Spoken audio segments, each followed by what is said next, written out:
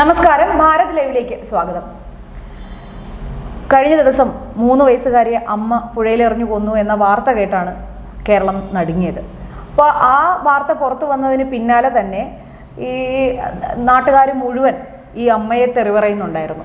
എങ്ങനെയാണ് ഒരു അമ്മയ്ക്ക് ഇങ്ങനെ കുട്ടിയെ പുഴയിലെറിഞ്ഞ് കൊല്ലാൻ സാധിക്കുന്നത്? അവർക്ക് മാനസിക അസ്വാസ്ഥ്യങ്ങൾ ഉണ്ട് എന്നൊരു വിഭാഗം പറയുന്നു, വേറൊരു വിഭാഗം പറയുന്നു അവർക്ക് മാനസിക അസ്വാസ്ഥ്യമല്ല, ക്രിമിനൽ മൈൻഡാണ്. പിന്നെ സ്ത്രീകളെല്ലാം ഇപ്പോൾ ഇങ്ങനെ ഈ ഒരു ഇതിലേക്ക് പോയിക്കൊണ്ട് ക്രിമിനലുകളായി മാറിക്കൊണ്ടിരിക്കുകയാണ് എന്ന് പറഞ്ഞ് പല രീതിയിലുള്ള ആരോപണങ്ങളാണ്. പക്ഷേ ഒന്ന് ഇരുട്ടി വെളുത്തപ്പോൾ സ്ഥിതി മാറി. ഇന്നിപ്പോൾ ആ കുട്ടി പീഡനത്തിന് 3 വയസ്സായ ഒരു കുട്ടിയാണ് പീഡനത്തിന് ഇരയായിട്ടുണ്ട് എന്ന് പോസ്റ്റ്മോർട്ടം റിപ്പോർട്ടുകൾ പുറത്തു വന്നു. അപ്പോൾ വീണ്ടും ചർച്ചയുടെ തലങ്ങളെല്ലാം ആകെ മാറുകയാണ്. അപ്പോൾ ഈ അമ്മ ഈ കുഞ്ഞിനെ രക്ഷിക്കാൻ വേണ്ടി കൊന്നതാണോ എന്ന് പോലും ചിന്തിക്കുന്ന ആൾക്കാർ ഇപ്പോൾ നമ്മൾ ചിന്തിക്കേണ്ടി വരുന്നുണ്ട്. അത് അപ്പോൾ ഇങ്ങനെ ക്രൂരമായ പീഡനത്തിന് ദിവസങ്ങളായ ആ കുട്ടി പീഡനത്തിന് ഇരയായിരുന്നു എന്നാണ് മനസ്സിലാക്കാൻ സാധിക്കും. പറയുമ്പോൾ തന്നെ ശ്വാസം കിട്ടുന്നില്ല. അപ്പോൾ ഇനി അടുത്ത നാളുകളിൽ നമുക്കിനി കൂടുതൽ വിവരങ്ങൾ അറിയാൻ കഴിയുള്ളൂ. അപ്പം ആ അമ്മയുടെ മാനസികാവസ്ഥ എന്തായിരുന്നു, ആ കുഞ്ഞ് അനുഭവിച്ചത് എന്തായിരുന്നു? ഇപ്പോൾ കൂടുതൽ വിവരം വരുമ്പോൾ ബന്ധുക്കൾ പറയുന്നു ആ അമ്മ ആ വീട്ടിൽ സമാധാനത്തോടെ അല്ല ജീവിച്ചിരുന്നത് എന്നാണ്. അപ്പോൾ ഈ വാർത്ത വന്നപ്പോൾ തന്നെ അമ്മയെ തെറിവിളിക്കുകയാണ് എല്ലാവരും, ഇല്ലേ? അപ്പോൾ ഒരു ദിവസം കഴിയുമ്പോഴേക്കും മൊത്തം ചിത്രം ഒന്ന് മാറുകയാണ്. പക്ഷേ ഇത് വളരെ ഗൗരവപരമായി കേരളത്തിലെ കുടുംബങ്ങൾ ചർച്ച ചെയ്യേണ്ട ഒരു വിഷയമാണ്. കാരണം 2008 ഞാൻ ജന്മഭൂമിയിൽ സബ് എഡിറ്ററാണ്. ആ സമയത്ത് ഒരു വാർത്ത ഇതുപോലെ ബന്ധുക്കളാൽ പീഡിപ്പിക്കപ്പെടുന്ന കുടുംബങ്ങളെപ്പറ്റി ഒരു വാർത്ത ഞാൻ ചെയ്യേണ്ടി വന്ന സാഹചര്യമുണ്ട്. ആ വാർത്ത കൊണ്ടുവന്ന് ചെയ്തുകൊണ്ട് ചെന്നപ്പോൾ എന്നത്തെ എൻ്റെ എഡിറ്ററായിരുന്ന ഹരീസ് കർത്ത ഇങ്ങനൊരു വാർത്ത നമുക്ക് ചെയ്യേണ്ടതില്ല, കാരണം ഇത് ശരിയാണ് സംഭവമെങ്കിലും ഇത് കുടുംബങ്ങളിൽ ബുദ്ധിമുട്ടുണ്ടാക്കുന്ന, അല്ലെ കുടുംബങ്ങളെക്കുറിച്ച് നമ്മൾ വലിയ രീതിയിൽ ബുദ്ധിമുട്ടുണ്ടാക്കുന്ന ഒരു ചർച്ചയാണ്. എല്ലാ കുടുംബങ്ങളും അങ്ങനെയല്ല, അല്ലാത്തവർക്കും ഇത്തരത്തിലുള്ള പ്രവണതകൾ ഉണ്ടാകാനുള്ള സാധ്യതയുണ്ട്. അതുകൊണ്ട് ഇത്തരം വാർത്തകൾ നമ്മൾ അല്പസമയത്തേക്ക് മാറ്റിവെക്കാം, അല്ലെങ്കിൽ ഇപ്പോൾ കൊടുക്കണ്ട എന്നൊരു നിലപാടെടുക്കുകയായിരുന്നു. പക്ഷേ ഇപ്പോൾ അത് കൊടുക്കാതിരിക്കാൻ കഴിയാത്ത രീതിയിൽ കോമൺ ആയിരിക്കുന്നു എന്നുള്ളതാണ്. കുട്ടികൾ കുടുംബങ്ങളിൽ നമുക്ക് ഏറ്റവും കൂടുതൽ സുരക്ഷ ലഭിക്കേണ്ട, അല്ലെങ്കിൽ സംരക്ഷണം ലഭിക്കേണ്ടത് നമ്മുടെ കുടുംബത്തിൽ നിന്നാണ്. നമ്മുടെ കുടുംബത്തിൽ നിന്ന് സംരക്ഷണം ലഭിക്കുന്നില്ലെങ്കിൽ ആ കുട്ടിയെ സംബന്ധിച്ചിടത്തോളം ആ കുട്ടി സമൂഹത്തിൽ യാതൊരു ഗുണവുമില്ലാത്തൊരു കുട്ടിയായി വളർന്നു പോകുമെന്നുള്ളതാണ്.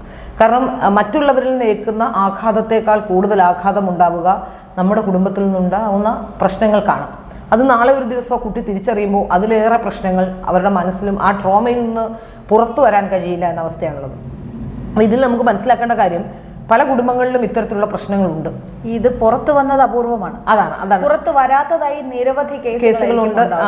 ഇത് കാണുമ്പോൾ വിങ്ങിപ്പൊട്ടുന്ന എത്രയോ അതാണ് തീർച്ചയായിട്ടുമാണ്. പക്ഷെ ഇപ്പോ എനിക്കറിയില്ല, ബന്ധങ്ങളുടെ ഒരു വാല്യൂ കുറയുന്നത് കൊണ്ടാണോ എന്ന് എനിക്ക് മനസ്സിലാവുന്നില്ല. ഇതൊന്നും ഇപ്പൊ തുടങ്ങുന്ന കാര്യമല്ല, കാരണം ഇപ്പൊ അണുകുടുംബങ്ങളാണ്. പക്ഷെ വളരെ മുന്നേ കൂട്ടുകുടുംബങ്ങളായിരുന്നു. അപ്പൊ ഈ പുറത്തറിയപ്പെടാതെ ഇതെല്ലാം അടക്കി ജീവിച്ച ഞാൻ വിചാരിച്ചിരുന്നത്, എന്നെ സംബന്ധിച്ചിടത്തോളം ഞാൻ കൂട്ടുകുടുംബം അല്ലെങ്കിൽ എൻ്റെ വീട്ടിൽ എൻ്റെ അമ്മയുടെ വീട്ടിൽ 7 മക്കളുണ്ടായിരുന്നു. 7 മക്കളും കൊച്ചുമക്കളും ഒക്കെ അടങ്ങുന്ന ഒരു കുടുംബത്തിലാണ്. അച്ഛൻ്റെ വീട്ടിൽ 3 മക്കളായിരുന്നു. അപ്പോൾ അതുകൊണ്ട് തന്നെ നല്ലൊരു വലിയ ഫാമിലി ഇതുണ്ടായിരുന്ന ഒരാളാണ്. പക്ഷേ എന്നെ സംബന്ധിച്ചിടത്തോളം ഞാൻ വിചാരിച്ചിരുന്നത് സേഫാണ് കുടുംബങ്ങളിൽ എന്നാണ്. കാരണം ഇത്രയും പേരുണ്ടാകുമ്പോൾ നമുക്ക് എന്തെങ്കിലും ഒരു പ്രശ്നം ഉണ്ടായാൽ നമുക്ക് അഡ്രസ്സ് ചെയ്യാൻ, നമ്മുടെ ബന്ധുക്കളോട് പറയാൻ, അല്ലെങ്കിൽ നമ്മുടെ അമ്മാവന്മാർക്ക് നമ്മളെ കണ്ടാൽ ഇപ്പോൾ ചെറിയൊരു മാനസിക പ്രശ്നമോ ടെൻഷനോ ഒക്കെ ഉണ്ടെങ്കിൽ ഇത് മാറിപ്പോൾ അമ്മൂമ്മയും അപ്പൂപ്പനും ബന്ധുക്കളും എല്ലാം ഉള്ളൊരു കുടുംബം കൂട്ടുകുടുംബങ്ങളിൽ നിന്ന് അണുകുടുംബങ്ങളിലേക്ക് വന്നപ്പോൾ ഉണ്ടായ പ്രശ്നമാണെന്നാണ് ഞാൻ വിചാരിച്ചത്. രണ്ടിനും അതിൻ്റെതായ ദോഷവും ഗുണവും ഉണ്ടെന്ന് മനസ്സിലാക്കാൻ സാധിക്കും. ഇപ്പോൾ അണുകുടുംബമാണെന്ന് പറഞ്ഞാലും പീഡിപ്പിക്കപ്പെടുന്ന കുട്ടികളുടെ എണ്ണം കൂടുന്നുണ്ട്. അത് ആരെങ്കിലും ഒക്കെ ബന്ധുക്കളോ ഏതെങ്കിലും തരത്തിൽ പീഡനത്തിന് ഇരയാകാത്ത കുട്ടികൾ കേരളത്തിൽ നിന്ന് കുറവാണെന്ന് എനിക്ക് തോന്നുന്നു. പീഡിപ്പിക്കുന്നവർ അവർ ഉറപ്പായിട്ടും ലൈംഗിക വൈകൃതങ്ങൾ ഉള്ളവരാണ്. തീർച്ചയായും ഒരു നോർമൽ ലൈഫിൽ ഒരാളെ കണ്ടാൽ ഇയാൾക്ക് ലൈംഗിക വൈകൃതം ഉണ്ടോ എന്ന് ആർക്കും തിരിച്ചറിയാൻ കഴിയില്ല.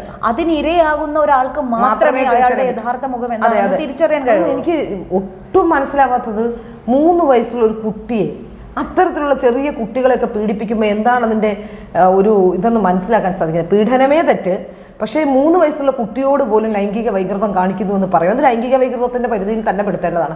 അത്തരത്തിലുള്ള ക്രിമിനലുകളെ സത്യം പറഞ്ഞാൽ ആ സമയം തന്നെ ഇത്തരത്തിലുള്ളവരെ വധശിക്ഷയ്ക്ക് വിധേയമാക്കണം എന്നാണ് ഞാൻ പറയുന്നത്.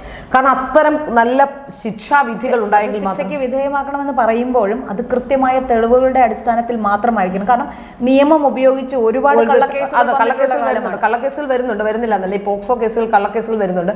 പക്ഷെ ഇത് വളരെ കൃത്യമായി കുട്ടിയെ കൊലപ്പെടുത്തുന്നു, കുട്ടി അമ്മ കൊലപ്പെടുത്തി എന്ന് പറയുന്നു. അതിനുശേഷം കുട്ടിയുടെ ഡെഡ് ബോഡി കിട്ടുമ്പോൾ ശരീരത്തിൽ നിന്ന് കാണുന്ന പാടുകളിലൂടെയാണ് കുട്ടി പീഡിപ്പിക്കപ്പെട്ടു എന്നറിയുന്നത്. സത്യം പറഞ്ഞാൽ ഇത്തരം വാർത്തകൾ പറയുമ്പോൾ ഭയങ്കരമായ മാനസിക സമ്മർദ്ദം പോലും ഉണ്ടാകുന്നുണ്ട്. കാരണം ആ കുട്ടി, നമുക്ക് പോലും ഒന്ന് ആലോചിച്ച് നോക്കും, നമ്മുടെ ശരീരത്തിൽ ഒരു പോറലേറ്റാൽ നമുക്കുണ്ടാകുന്ന ഒരു വിഷമം അല്ലെങ്കിൽ ഒരു ക്ഷീണം അല്ലെങ്കിൽ നമ്മുടെ ശരീരത്തിലുണ്ടാകുന്ന വേദന, ആ ചെറിയ കുട്ടി പറയാൻ കഴിയാതെ ഒന്നും അറിയാത്ത പ്രായത്തിൽ അത് അനുഭവിക്കുന്ന വേദന, സത്യം പറഞ്ഞാൽ അത് ചിന്തിക്കാൻ കഴിയില്ല. നമ്മളുമൊക്കെ ഈ സിസ്റ്റത്തിന്റെ ഭാഗമാണോ എന്നുള്ളത് പോലും നമുക്ക് സത്യം പറഞ്ഞാൽ അത് കൂടുതൽ വിവരങ്ങൾ പുറത്തു വരുമ്പോൾ അറിയാൻ കഴിയുന്നത് ഈ അമ്മ ആ വീട്ടിൽ സുരക്ഷിതയായിരുന്നില്ല എന്നാണ്. ഞാനൊരു കാര്യം ചോദിക്കട്ടെ, ഇന്നത്തെ കാലത്ത് എൻ്റെ ഒരു സംശയമാണ്, നമ്മുടെ സ്ത്രീകൾക്ക് വേണ്ടത് ഏറ്റവും അത്യാവശ്യമായി വേണ്ട 2-3 കാരണങ്ങളുണ്ട്. അത് വീടുകളിൽ നിന്ന് കിട്ടുന്ന സപ്പോർട്ട് ഒന്ന്. 2, ഇന്നത്തെ കാലത്ത് ഒരു സ്ത്രീക്ക് ഇനി വീടുകളിൽ നിന്ന് സപ്പോർട്ട് കിട്ടിയില്ലെങ്കിലും ജീവിക്കാൻ ഒരു ബുദ്ധിമുട്ടുള്ള കാലഘട്ടമല്ല ഇത്.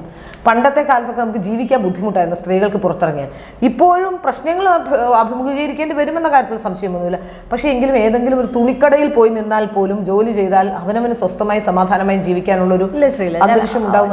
അതിനോടൊന്നും കൂട്ടിച്ചേർത്തോട്ടെ. ഇപ്പൊ എല്ലാവരും പറയുന്നത് സ്ത്രീ സ്വന്തം കാലിൽ നിൽക്കാൻ പ്രാപ്തിയാകുക, ഒരു ജോലിയുണ്ട്, വരുമാനമുണ്ടെങ്കിൽ അവൾ സ്വസ്ഥമായി ജീവിക്കാൻ കഴിയുമെന്നാണ് നമ്മൾ എല്ലാവരും കരുതുന്നത്. പക്ഷെ ഒരിക്കലുമില്ല. ഇപ്പൊ ഈ പറയുന്നത് ഭർത്താവിന്റെ വീട്ടിൽ അവൾ പീഡനത്തിനെ കുറിച്ച് പറയുന്നത്, മറ്റേ സമൂഹത്തിൽ പീഡനം. എനിക്ക് നേരിട്ട് അറിയുന്ന 2 ദിവസം മുന്നേ ഞാൻ അറിഞ്ഞ കുറച്ച് കാര്യങ്ങളാണ്. എൻ്റെ ഒരു സുഹൃത്ത്, അവൾ വിദേശത്ത് ജോലി ചെയ്യാണ്, നല്ല രീതിയിൽ ജോലി ചെയ്യുന്നു, മക്കളെ അമ്മയുടെ അച്ഛൻ്റെ, അവളുടെ സ്വന്തം അമ്മയുടെ അച്ഛൻ്റെ അടുത്താക്കിയിട്ടാണ് പോകുന്നത്. പക്ഷെ ഈ അമ്മയും അച്ഛനും ആ സ്ത്രീയെ വിദേശത്ത് സമാധാനമായി ജോലി ചെയ്യാൻ അനുവദിക്കുന്നില്ല. അവളെ കുറിച്ച് അപവാദം പറയുക, മക്കളെ നോക്കാതെ വിദേശത്ത് പോയി സുഖിച്ചു നടക്കുന്നു എന്ന രീതിയിൽ വളരെ മോശമായി അവരുടെ മക്കളോട് പറഞ്ഞ് ആ പെൺകുട്ടി ഇപ്പോൾ മാനസിക നില തെറ്റിയ അവസ്ഥയിലാണ്. അപ്പൊ അത് ആരുണ്ടാക്കുന്നു? സ്വന്തം അച്ഛനും അമ്മയുമാണ് അതുണ്ടാക്കുന്നത്. അപ്പൊ ഒരിക്കലും അത് ഭർത്തൃ വീട്ടുകാർ മാത്രമാണ്. പല കേസുകളിൽ ഇപ്പൊ നമ്മൾ മനസ്സിലാക്കാൻ സാധിക്കുന്ന സ്ത്രീകൾ ആത്മഹത്യ ചെയ്യപ്പെടുന്ന കേസുകളുണ്ടല്ലോ. അത്തരം കേസുകളിലൊക്കെ ഈ പെൺവീട്ടുകാരുടെ ഭാഗത്തു നിന്നുണ്ടാകുന്ന പ്രശ്നങ്ങളും വളരെ നിർണായകമാണ്. കാരണം ഒരു പുരുഷനെ വേണ്ട എന്ന് വെച്ച് അത്രയും മോശമായ അവസ്ഥയിലെ ഒരു സ്ത്രീ ഒരു വിവാഹ ജീവിതം ഉപേക്ഷിച്ച് കുട്ടികളെയൊക്കെ ആയിട്ട് ഒരുങ്ങി പുറപ്പെടുകയുള്ളൂ. അപ്പോൾ പ്രത്യേകിച്ച് നമ്മൾ കണ്ടതാണ് ഏറ്റുമാനൂരിലെ ആ കൊലപാതകവുമായി ബന്ധപ്പെട്ട്. അതിൽ ഒരു തരത്തിലും ജീവിക്കാൻ നിവൃത്തിയില്ലാതെ വന്നപ്പോഴാണ് കുട്ടികളെയും കൊണ്ട് ആത്മഹത്യ ചെയ്യേണ്ട അവസ്ഥ എത്തി. ആ വീട്ടുകാർ സപ്പോർട്ട് ചെയ്തിരുന്നെങ്കിൽ ഇത്രയും പ്രശ്നങ്ങൾ. എല്ലാവരും ചോദിക്കും, ആ കുട്ടികളെ എന്തിനു കൊണ്ടുപോയി? അവർക്ക് മാത്രം ആത്മഹത്യ ചെയ്ത സ്വന്തം മകളെ നോക്കാത്ത ഒരാൾ 2 കൊച്ചുമക്കളെ നോക്കുമെന്ന് നമുക്ക് ചിന്തിക്കാൻ അല്ല, അവർ ജീവനോടെ ഇരിക്കും. അമ്മ ജീവനോടെ ഇരിക്കുമ്പോൾ പോലും കുട്ടികൾ സുരക്ഷിതരല്ല. അപ്പൊ അമ്മ ഇല്ലാത്ത സമയത്ത് എങ്ങനെയാണ് സുരക്ഷിതരല്ല? ആ ഒരു കാര്യം തന്നെയാണ് അതിലൊന്നും അവരെ അങ്ങനെ കുറ്റപ്പെടുത്താൻ കഴിയില്ല. കാരണം അത് ഏതൊരു അമ്മയുടെയും കൺസേൺ അവരുടെ കുട്ടികൾ തന്നെ ആയിരിക്കും. ഇവിടെ നോക്കൂ, ഇവിടെ ചില സംശയങ്ങൾ ബാക്കിയാവുകയാണ്. കാരണം ഈ സ്ത്രീ ആദ്യം പിടിക്കപ്പെടുമ്പോൾ തന്നെ ഇവർ മൊഴി മാറ്റി പറയുകയാണ്. ആദ്യം ബസ്സിൽ വെച്ച് കാണാതായി എന്ന് പറയുന്നു, പിന്നീട് ആറ്റിൽ എറിഞ്ഞു എന്ന് പറയുന്നു. അതിലൊരു സംശയമുണ്ട്. അല്ല, അത് ചിലപ്പോ ഒരമ്മയും ആഗ്രഹിക്കില്ല മകൾ സമൂഹത്തിന്റെ മുന്നിൽ പീഡിപ്പിക്കപ്പെട്ടു എന്ന് പറയാൻ. അത് കേൾക്കാൻ ആരെങ്കിലും ആഗ്രഹിക്കുന്നുണ്ട്? അത് സാധാരണഗതിയിൽ ഇപ്പോൾ കുറച്ച് നീതി വേണം എന്ന് ആഗ്രഹിച്ച് കുറച്ച് വീറും വാശിയും ഉള്ളവരാണെങ്കിൽ കുഴപ്പമില്ല. പക്ഷെ അവരത് ആഗ്രഹിക്കുന്നില്ല. ഈ 3 വയസ്സായ കുട്ടി പീഡിപ്പിക്കപ്പെട്ടു, ചിലപ്പോൾ ഇനി അവർക്ക് അങ്ങനെ എന്തെങ്കിലും ഏറ്റിട്ടുണ്ടോ എന്ന് എല്ലാം സമൂഹത്തിന് കീറി മുറിക്കാൻ അവർ ആഗ്രഹിച്ചിട്ടുണ്ടാവില്ല. പിന്നെ വരുന്ന മറ്റൊരു വാർത്ത, ഇയാളോടൊപ്പമായിരുന്നു ഈ കുട്ടി പല ദിവസവും കിടക്കുന്നതെന്നുള്ളതാണ്. നമുക്കൊരു കുട്ടി ഉണ്ടാകുമ്പോൾ എത്ര തന്നെ ബന്ധുക്കളാണെങ്കിലും, എത്ര തന്നെ വലിയ ബന്ധുക്കളാണെങ്കിലും, ഇനി അച്ഛനാണെങ്കിൽ പോലും ഒരു പ്രായം കഴിഞ്ഞാൽ നമ്മൾ കുട്ടികളെ മാറ്റി സംരക്ഷിക്കുന്നുണ്ട്. നമ്മളുമൊക്കെ അതിന്റെ അർത്ഥം എല്ലാ അച്ഛന്മാരെല്ലാം എന്നല്ല. പക്ഷെ നമ്മളുമൊക്കെ ഒരു പ്രായം കഴിഞ്ഞാൽ നമ്മളൊന്നും പോയി അച്ഛൻ്റെ കൂടെ കിടക്കുകയോ അല്ലെങ്കിൽ അച്ഛൻ്റെ അടുത്ത് പോയി അങ്ങനെ ഒരു ഇതുള്ളവരല്ല നമ്മളെ വളർത്തിയിട്ടുള്ളതൊന്നും അങ്ങനെയല്ല. അപ്പോൾ എന്തൊക്കെ പറഞ്ഞാലും മറ്റുള്ള ഒരാളോട് കുട്ടികളെ കൊണ്ടുപോകുമ്പോൾ അല്ലെങ്കിൽ അവരുമായിട്ട് ഇടപഴകാൻ ശ്രമിക്കുമ്പോൾ ആ ജാഗ്രത അമ്മയ്ക്ക് കൂടി വേണ്ടതാണ്. അപ്പോൾ എനിക്ക് എൻ്റെ കുട്ടിയൊക്കെ ആരെങ്കിലും വന്നെടുത്താൽ ഞാൻ അവിടെ നിന്ന് മാറില്ലായിരുന്നു, അവിടെ തന്നെ നിൽക്കും. അപ്പോൾ എൻ്റെ മദറിലെ പറഞ്ഞിട്ടുണ്ട് എനിക്ക് ഭ്രാന്ത് വരുമെന്ന്. കാരണം ആ കുട്ടിയെ തിരിച്ചു കിട്ടാതെ ഞാൻ ആ സ്ഥലത്ത് നിന്ന് മാറില്ല, അവരുടെ കൂടെ അവിടെ നിൽക്കും. അങ്ങനെയായിരുന്നു. ഒരാൾക്കും എൻ്റെ കുട്ടിയെ കൊണ്ട് നടന്ന് കളിക്കാനോ അങ്ങനെ അല്ലെങ്കിൽ കൊണ്ട് നടന്ന് കളിപ്പിക്കാനോ ഒന്നും ഞാൻ കൊടുത്തിട്ടില്ല. അപ്പം അതെൻ്റെ അമ്മ എന്ന രീതിയിൽ എൻ്റെ കൺസേൺ. മാത്രമല്ല 3-3.5 വയസ്സായപ്പോൾ തന്നെ ഞാൻ അവളെ പറഞ്ഞു കൊടുത്ത് ശീലിപ്പിച്ചിട്ടുണ്ട്. മറ്റൊരാൾ ശരീരത്തെ തൊടാൻ, അതായത് മനസ്സിലാകുന്ന പ്രായത്തിൽ തന്നെ പറഞ്ഞു കൊടുത്തിട്ടുണ്ട് മറ്റൊരാൾ നമ്മുടെ ശരീരത്തെ തൊടാൻ അനുവദിക്കരുത്, കീപ്പ് ചെയ്യണം എന്ന കാര്യം ഞാൻ വളരെ കൃത്യമായി തന്നെ പറഞ്ഞ് പഠിപ്പിച്ചു കൊടുത്തിട്ടുണ്ട്. അപ്പോൾ അതിൽ നമുക്ക് മനസ്സിലാക്കാൻ സാധിക്കുന്നത് ഇത് നമ്മുടെ എന്ത് പുരോഗമനം പറഞ്ഞാലും ജീവിതത്തിൽ പുലർത്തേണ്ട ചില കാര്യങ്ങളുണ്ട്. ആ ഡിസ്റ്റൻസിങ് അത് പുലർത്തേണ്ടത് തന്നെയാണ്. ഒരുപക്ഷെ അതുകൊണ്ടായിരിക്കാം നമ്മളുമൊക്കെ ഇത്രയും കാലം നമ്മുടെ മാതാപിതാക്കൾ നമ്മളെ വളർത്തിയതിന്റെ ഗുണമോ അല്ലെങ്കിൽ ഇത്തരത്തിലുള്ള പീഡനങ്ങളിലേക്കും മറ്റും നമ്മളൊക്കെ പോകാതിരുന്നതും അല്ലെങ്കിൽ അത്തരത്തിലുള്ള ചൂഷണങ്ങളിൽ നമ്മൾ രക്ഷപ്പെട്ടതും ഒക്കെ അതിന്റെ ഒരു ഇതായിരിക്കാം എന്നാണ് ഞാൻ വിശ്വസിക്കുന്നത്. മാത്രമല്ല കുട്ടികളുടെ കോൺഫിഡൻസ് കുറയുന്നേ. ഇപ്പൊ നമ്മൾ ഏൽപ്പിക്കപ്പെടുന്ന ആഘാതം ഞാൻ എപ്പോഴും ആലോചിക്കും, എനിക്ക് കിട്ടിയ കോൺഫിഡൻസ് എൻ്റെ അച്ഛനും എൻ്റെ അമ്മയും ബിൽഡ് ചെയ്തെന്ന കോൺഫിഡൻസ്, ആ കോൺഫിഡൻസ് കുറയ്ക്കാൻ മറ്റൊരിടത്തും ഒരു പ്രശ്നങ്ങളും എനിക്ക് ഉണ്ടായിട്ടില്ല. ആരെങ്കിലും വല്ല ഗോസിപ്പൊക്കെ പറയുന്നല്ലോ അത് എൻ്റെ കോൺഫിഡൻസിനെ ഇല്ലാതാക്കുന്നുമില്ല. അപ്പോൾ അതുകൊണ്ട് തന്നെ ഞാൻ പറയുന്നത് കുട്ടികളുടെ കോൺഫിഡൻസ് അടക്കം അവർക്ക് ജീവിക്കാനുള്ള സാഹചര്യങ്ങളടക്കം ആ ട്രോമ കുട്ടികളെ പിന്നോട്ട് വലിക്കും. അപ്പോൾ അതുകൊണ്ട് തന്നെയാണ് നമ്മുടെ കുട്ടികൾ നമ്മുടെ കയ്യിൽ സുരക്ഷിതരായിരിക്കേണ്ട ആവശ്യം നമുക്കുണ്ട്. മാതാപിതാക്കൾ എന്നല്ല ഞാൻ പറയുന്നത്, സ്വന്തം മാതാപിതാക്കൾ എന്നല്ല, അയൽപക്കത്തെ കുട്ടി. ഞാൻ ഏതെങ്കിലും കുട്ടികളെ ആരെങ്കിലും ചൂഷണം ചെയ്യുന്നതോ അല്ലെങ്കിൽ ഇപ്പോൾ ബസ്സിലൊക്കെ കയറുമ്പോൾ പണ്ടുതൊട്ടെ എനിക്ക് ഏതാണ്ട് 17 വയസ്സുള്ളപ്പോൾ ഞാൻ കോളേജിൽ പോകുമ്പോൾ പോലും ഈ ചെറിയ കുട്ടികൾ സ്കൂളിൽ പഠിക്കുന്ന കുട്ടികൾ വന്ന് നിൽക്കുമ്പോൾ പുറകിൽ നിന്ന് ആണുങ്ങൾ തല്ലുകയും വളം വെക്കുകയും ചെയ്യുമ്പോൾ ഞാൻ വളരെ കൃത്യമായിട്ട് ഞാൻ ഇരിക്കുകയാണെങ്കിൽ കുട്ടിയോട് മോളെ എൻ്റെ അടുത്ത് സീറ്റിനിടയ്ക്ക് കയറി നിൽക്കുമെന്ന് പറയുകയും വളരെ കൃത്യമായി ഞാനിത് കാണുന്നുള്ള സന്ദേശം അവർക്ക് നൽകുകയും അവരോട് കുട്ടികളെ ചൂഷണം ചെയ്തെന്ന് പറയുകയും ചെയ്യുന്ന ഒരാളാണ്. ആ ഓരോ വ്യക്തികളും ഞാൻ പറയുന്നതാണ്, ഓരോ വ്യക്തികളും ഈ സമൂഹത്തിൽ അത്തരത്തിലുള്ള കാര്യങ്ങൾ കണ്ടാൽ അതിനെതിരെ പ്രതികരിക്കണം. എങ്കിൽ മാത്രമേ നമുക്കൊരു സൊസൈറ്റിയെ മാറ്റിയെടുക്കാൻ കഴിയുകയുള്ളൂ. വളരെ ഇപ്പോൾ കഞ്ചാവും രാസലഹരികളും ഒക്കെ ഉപയോഗിച്ച് അമ്മയും അച്ഛനെയും മക്കളെയും ഒന്നും ആർക്കും തിരിച്ചറിയാൻ പറ്റാത്തൊരവസ്ഥയിലൂടെയാണ് നമ്മൾ കടന്നു പോകുന്നത്. കഴിഞ്ഞ ദിവസം യൂട്യൂബിലൊരു വീഡിയോ കണ്ട് സഹോദരിയെ മോശം പറയുന്ന സഹോദരൻ സ്വർണം കൊടുത്തില്ല എന്നുള്ളതാണ്. അതായത് സഹോദരിക്ക് കല്യാണത്തിന് കൊടുത്ത സ്വർണം എടുത്ത് ഭാര്യയ്ക്കും അയാൾക്കും ബ്രദറിനും വേണ്ടി എവിടെയോ പോകാൻ കൊടുത്തില്ല എന്നതുകൊണ്ട് പെങ്ങളെക്കുറിച്ച് പെങ്ങളാർക്ക് ഫോൺ ചെയ്യുന്നു എന്നൊക്കെ സോഷ്യൽ മീഡിയയിലൂടെ പറയുകയാണ്. ഒന്ന് ആലോചിച്ച് നോക്കൂ, എന്താ അവസ്ഥയാണെന്ന് ആലോചിച്ച് നോക്കൂ. സാധാരണഗതിയിൽ പെങ്ങന്മാരെ ആരെങ്കിലും പറഞ്ഞാൽ പ്രതികരിക്കേണ്ടവരാണ്. അല്ല, പണ്ട് കവലകളിലും മറ്റ് ഇതിപ്പോ സോഷ്യൽ മീഡിയയിലും അതിന്റെ 10 ഇരട്ടി സ്ത്രീകളടക്കമുള്ളവർ സോഷ്യൽ മീഡിയയിൽ ചെളിവാരി എറിയുകയും തോന്നിവാസം പറയുകയും. ഇപ്പോൾ ഒരു സ്ഥിരമായിട്ട് ചില യൂട്യൂബേഴ്സ് ചെയ്യുന്ന പണിയാണ്, നീ 2 കല്യാണം കഴിച്ചില്ലേ, നീ 3 കല്യാണം കഴിച്ചില്ലേ, നീ അത് ചെയ്തില്ലേ, നീ ഇത് ചെയ്ത്. അതൊക്കെ വ്യക്തിപരമായ കാര്യമല്ലേ? ചിലപ്പോൾ ഒരു പക്ഷേ 2 കല്യാണം കഴിക്കുന്ന സാഹചര്യം എന്താ ഉണ്ടാകുന്നത്? ആദ്യത്തെ കല്യാണം വർക്കൗട്ട് ആകാതിരിക്കുമ്പോഴാണ് രണ്ടാമൊരു കല്യാണം കഴിക്കുന്നത്. അല്ലെങ്കിൽ ഇനി ഒരു പ്രണയം ഉണ്ടാകുന്നത്. ഈ ഒരു വിവാഹത്തിന്റെ എണ്ണമോ പ്രണയത്തിന്റെ എണ്ണമോ ഒന്നുമല്ല ഒരാളുടെ വ്യക്തിത്വം നിശ്ചയിക്കുന്നത്. ഒരാളുടെ വ്യക്തിത്വം നിശ്ചയിക്കുന്നത് ആ ബന്ധങ്ങളിൽ എന്തെങ്കിലും ക്രിമിനൽ പ്രശ്നങ്ങൾ ഉണ്ടായിട്ടുണ്ടോ. ഇപ്പോൾ ഒരാളെ കല്യാണം കഴിക്കുന്നു, അയാളോട് കുറെ പണം വാങ്ങിക്കുന്നു, അടുത്ത ആളെ കല്യാണം കഴിക്കുന്നു, എങ്കിൽ തെറ്റാണ്.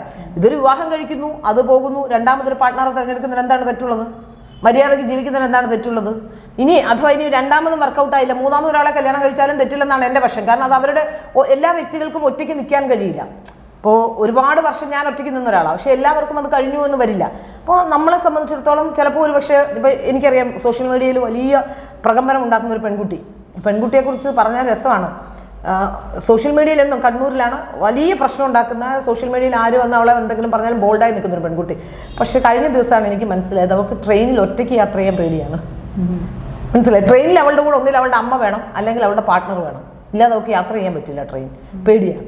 അപ്പോൾ എവിടെ പോയാലും പണ്ടും ഈ എന്ത് പ്രവർത്തനത്തിന് പോകുമ്പോഴും ഒന്നിൽ അമ്മയെ കൂട്ടും, അല്ലെങ്കിൽ ആരെങ്കിലും കൂട്ടുകാരില്ലാതെ അവൾ യാത്ര ചെയ്യില്ല. അപ്പോൾ അതിന് നമുക്ക് മനസ്സിലാക്കാം എല്ലാവരും ഒരുപോലെയല്ല.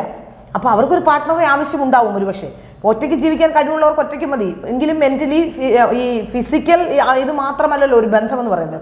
മെന്റലി കൂടി നമുക്ക് കംഫർട്ടബിളായ ഒരു കാര്യം പറയാൻ, അല്ലെങ്കിൽ നമുക്കൊരു അഭിപ്രായം ചോദിക്കാനൊക്കെ ബന്ധങ്ങൾ ആവശ്യമാണ്. അപ്പം അതുകൊണ്ട് ഇത്തരത്തിലുള്ള കാര്യങ്ങളെയൊക്കെ സോഷ്യൽ മീഡിയയിൽ വളരെ മോശമായി ചിത്രീകരിക്കുന്ന സ്ത്രീകളെ ഞാൻ കണ്ടിട്ടുണ്ട്. സത്യം പറഞ്ഞാൽ എനിക്ക് അതൊക്കെ കാണുമ്പോൾ വല്ലാത്ത ബുദ്ധിമുട്ട് തോന്നും അത്തരത്തിൽ പറയുന്ന ആൾക്കാർ. അപ്പോൾ ഈ സോഷ്യൽ മീഡിയ ഇന്ന് വലിയ പ്രതിസന്ധിയിലായിരിക്കുന്ന ഒരു കാലഘട്ടം കൂടിയാണ്. പണം കിട്ടുമെന്നുള്ളതാണ്. ഈ അവിഹിതത്തിന് ഭയങ്കര മാർക്കറ്റാണ്. അപ്പോൾ അവിഹിത കഥകൾ പറയുകയും ഇത്തരത്തിലുള്ള വൃത്തികേട് പറയുകയും ചെയ്താൽ അത് ശരിയാണോ തെറ്റാണോ എന്നുള്ളത് കൺസേണേ അല്ല, പക്ഷെ ഇത് കാണാൻ ആളുണ്ടാവും എന്നുള്ളത്. നമ്മൾ ബന്ധങ്ങളിൽ കുറച്ചുകൂടി ഒരു മാന്യതയുള്ളവരും സംസ്കാരമുള്ളവരും ബന്ധങ്ങളെക്കുറിച്ച് കുറച്ചുകൂടി വാല്യൂ ഉള്ളവരുമായി മാറണം. ഭാരതത്തിൻ്റെ ഒരു കൾച്ചർ തന്നെ ആ കുടുംബ വ്യവസ്ഥയുടെ നിലനിൽപ്പ് കൊണ്ട് നിലനിൽക്കുന്ന, അല്ലെങ്കിൽ അത്തരത്തിലുള്ള കാര്യങ്ങൾ കൊണ്ട് നിലനിന്ന് പോകുന്ന ഒരു രാഷ്ട്രമാണ് ഭാരതം. ഭാരതത്തെ നമ്മൾ പ്രത്യേകമായി ഉയർത്തിക്കാട്ടുന്നത് എന്തുകൊണ്ടാണ്? നമ്മുടെ സംസ്കാരമാണ്. ആ സംസ്കാരമാണ് ഇപ്പോൾ ഇല്ലാതായിക്കൊണ്ടിരിക്കുന്നത്. ഇത്തരത്തിൽ കുടുംബത്തിനകത്ത് പോലും കുട്ടികളെ സുരക്ഷിതരായി വെക്കാൻ കഴിയില്ല എന്ന് പറയുമ്പോൾ നമ്മുടെ സംസ്കാരത്തെക്കുറിച്ച്, നമ്മൾ ഇത്രയും കാലം പുലർത്തി വന്ന ധാർമ്മികതയെക്കുറിച്ച് ഒരു പ്രയോജനമില്ല. അത്തരം കുടുംബങ്ങൾ കൊണ്ട് യാതൊരു പ്രയോജനമില്ല. കുടുംബം പ്രയോജനപ്രദമാകണമെങ്കിൽ ഏത് കുടുംബവും, ഞാൻ പറയുകയാണിപ്പോൾ ഫാമിലി എന്ന് പറയുന്ന സങ്കല്പത്തിൽ ഭാര്യയും ഭർത്താവും കുട്ടികളും അതൊരു കുടുംബമായി തന്നെ നിലനിൽക്കണമെങ്കിൽ അവിടെ ഒരു ഹാർമണി ഉണ്ടാവണം. ആ ഹാർമണി ഇല്ലാത്ത റിലേഷൻഷിപ്പ് വെറുതെ തമ്മിത്തല്ലാൻ വേണ്ടിയാണെങ്കിൽ 2 കുട്ടികളെ ക്രിമിനലുകളാക്കുക എന്നാണ് ഞാൻ പറയുന്നത്.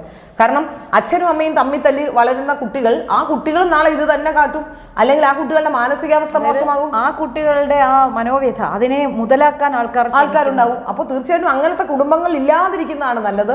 കുടുംബം എന്ന് പറയുന്ന യഥാർത്ഥ സെൻസിൽ അത് കുടുംബമായി തന്നെ നിലനിർത്തേണ്ടതുണ്ട്. ഇനി അല്ല എങ്കിൽ രണ്ടുപേരും വേർപിരിഞ്ഞു പോയാലും കുഴപ്പമില്ല, സ്വസ്ഥവും സമാധാനവുമായി ജീവിക്കുക എന്നുള്ളതാണ് പറയുന്നത്.